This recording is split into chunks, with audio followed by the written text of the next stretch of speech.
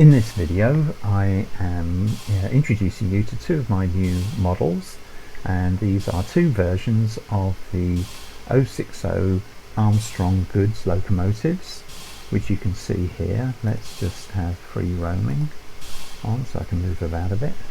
And this one here, number 27, these are both based on drawings in Russell's books of Great Western locomotives.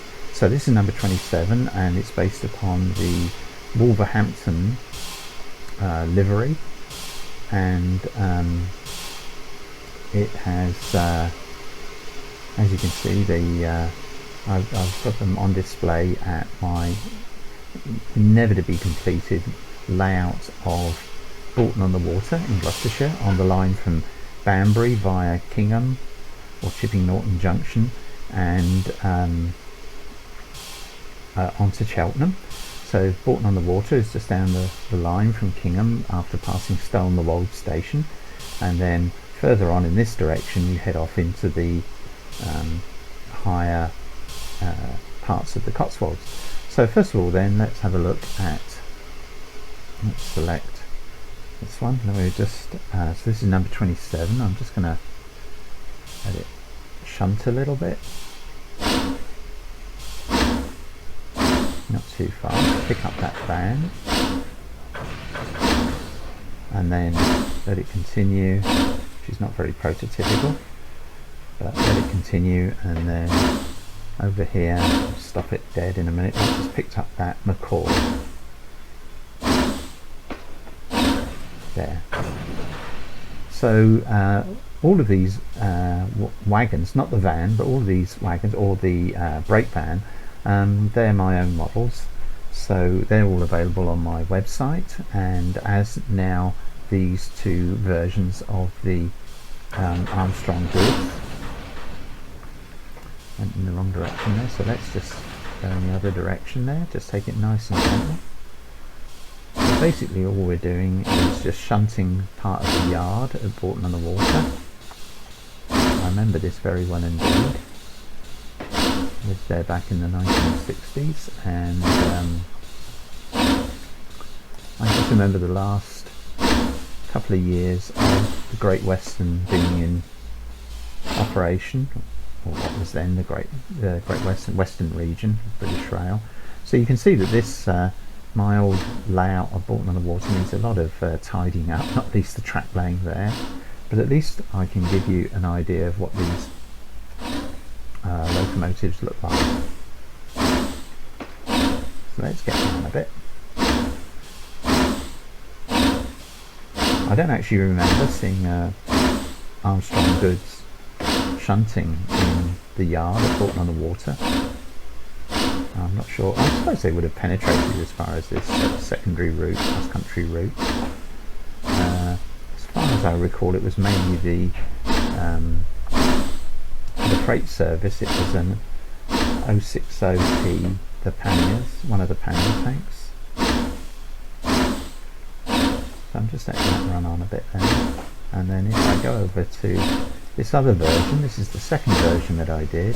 So this is a slightly later version of the Armstrong Goods, and as you can see it's in a different livery than the Swindon livery, and it has a different firebox, which took quite a bit of modelling actually. It's quite a complex shape, but it's paid off. I think it looks okay. And so as I say, it's 1089 and it's in the Swindon livery. Just come through the goods shed, fly through the goods shed, and just set number 27. Just clear the points. As you can see, there's very little scenery. There's so much more to do on this model, on this layout, and eventually I'll get back to doing it, but well, I like making the models so much that the actual layouts tend to go by the board. Also, I must admit that I think the frame rate here isn't too good, so I think my PC probably could do with either an update or a much more powerful PC. Let's change the points. That also looks like it's not, no, that's not procedural track, or is it? Is it procedural track? Let's just change those. Yes, it is. Oh, well, there you are. I did put in procedural track. That's something. So we just back this up again. So here's number 27 now, pulling back. And these were built mainly in Wolverhampton and were rebuilt time and again over the next, from the 1880s. This one, the Wolverhampton version, is from the 1880s, and then this version of the Swindon type is from the about 1900, something like that. Again, just guessing from what I had in Russell's book. So if I pick up that locomotive, while that one's setting back, let's just shunt this one up to connect it up to the, have a look, where are we? Just pushing back a bit, and it's got a crocodile there, and there's a crocodile and a tank wagon there. These are all mine, these wagons, not the brake bands. Although my beta tester Bob certainly wants to see more brake bands, and I find that I've only got that one installed on my PC, my version of things, so I could do with sorting that out. So we're just coming back gently here, just a shunt, getting ready to stop as we hit buffers. Here we are. So that loco's all ready, that train's all ready to go, and here we have, we'll let the driver give this one a bit more welly. Now at the moment I've modelled, as I say, two versions of the Armstrong goods, and at the moment I'm certainly not intending to do any more later versions, because the variants were very minor indeed. Once you've sorted out the firebox from that square firebox to the original sort of round firebox, if I just click on there, you'll see. I'll just go in a bit. You see the round top firebox here with the Wolverhampton lining, Wolverhampton colours of the lining, sort of off-white and black. Whereas over there, of course, we've got the traditional Great Western lining, Swindon lining.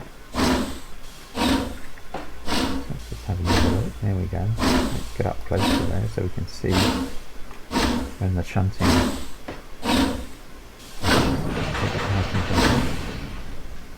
And now that was a coupling.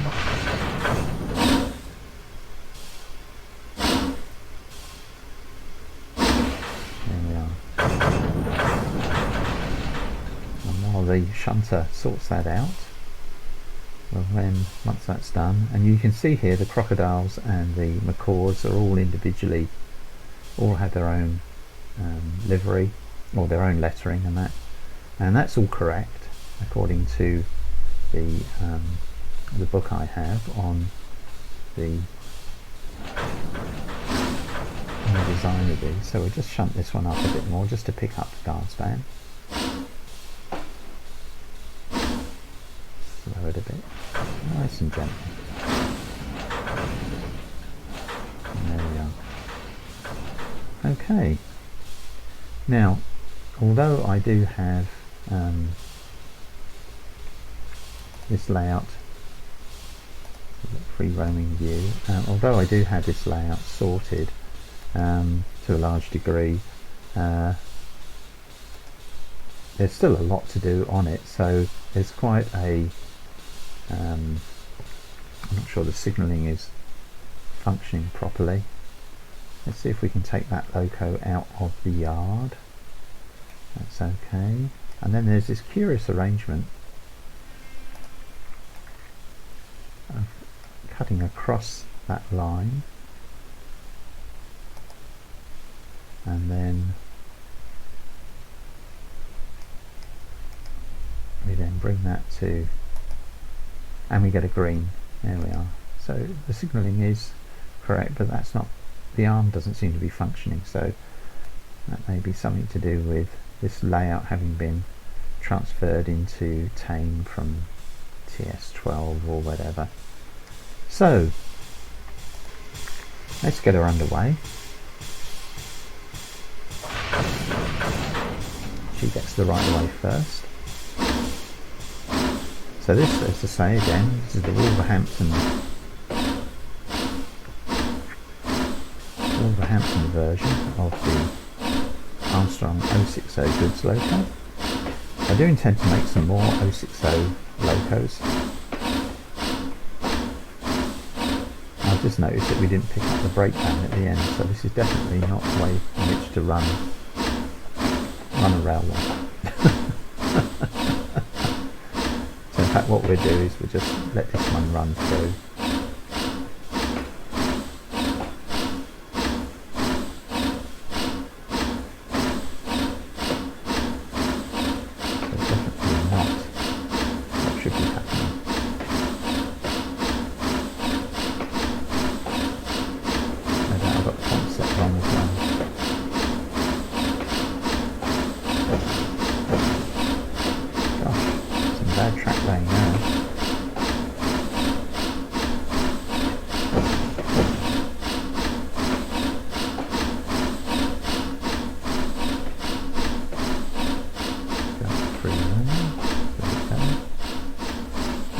I think we do actually have it coupled up, so while that one's sorting itself out, let's take this one forward, let it pull forward as far as the goods.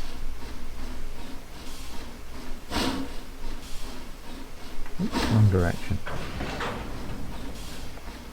I can obviously get 2 out of 10 for driving.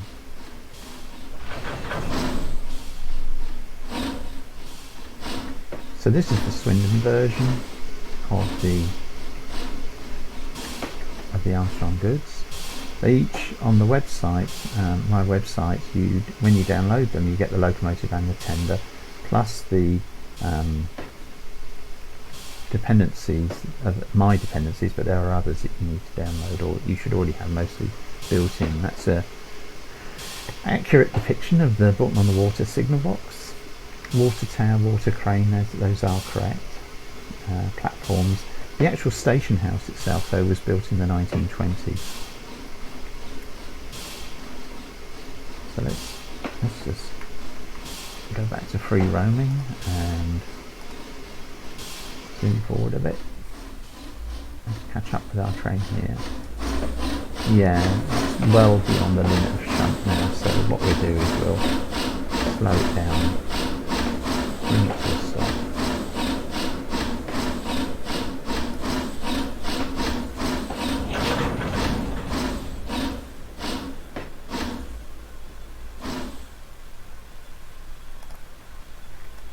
And let's zoom back and see where we are with this one. Yeah, we got that one just in the goods shed there. So what we can do is just bring back one of the other. Let's bring back the other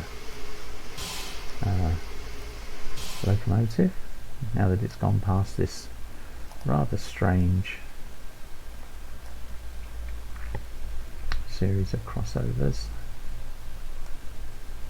Bring it back down this road, over the crossover and into the up platform. Sorry, down platform, that's to Cheltenham in that direction, and this is back to Banbury, Kingham and Banbury. Anyway, that's for another day, so I'm going to end the video here with the Armstrong goods looking through the goods shed, and the other with its train way up at the limit of shunt at Bolton-on-the-Water. So these are both freeware, and you're very welcome to download them and run them on trains. I don't allow reskinning or changing anything on the engines, but I hope you download them and enjoy them. So that's the end of this video.